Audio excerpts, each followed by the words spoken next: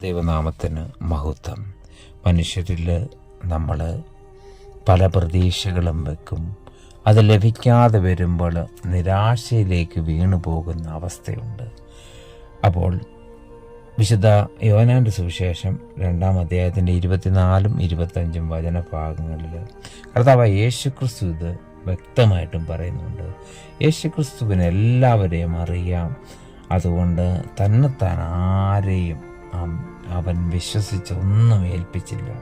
അതുപോലെ തന്നെ മനുഷ്യനുള്ളത് എന്തെന്ന് സ്വയമേ അറിഞ്ഞിരിക്കാൻ തനിക്ക് മനുഷ്യനെക്കുറിച്ച് യാതൊരുത്തിൻ്റെയും സാക്ഷ്യം ആവശ്യമായിരുന്നില്ല.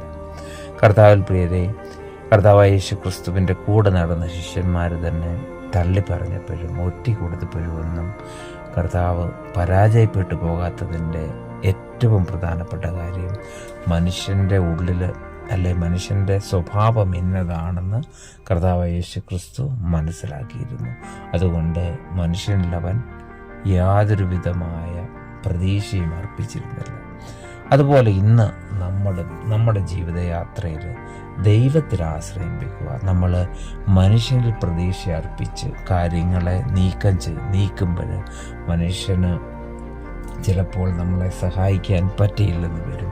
ആ സമയത്ത് നമുക്ക് നിരാശപ്പെടേണ്ടി വരും. അതുകൊണ്ട് കർത്താവിനറിയാം ഓരോ മനുഷ്യൻ്റെ ഉള്ളിൽ എന്താണെന്ന്. അതുകൊണ്ട് നമുക്ക് നമ്മുടെ ജീവിതത്തിൽ പ്രാർത്ഥന കർത്താവിനോട് തന്നെ നമ്മുടെ പ്രാർത്ഥനകൾ നമുക്ക് സമർപ്പിക്കുമ്പോൾ ഓരോ മനുഷ്യൻ്റെ ഉള്ളിൽ എന്താണ് എന്നുള്ളത് വ്യക്തമായിട്ട് അറിയുന്ന കർത്താവ് അതിന് തക്കതായ മറുപടി നമുക്ക് നൽകും.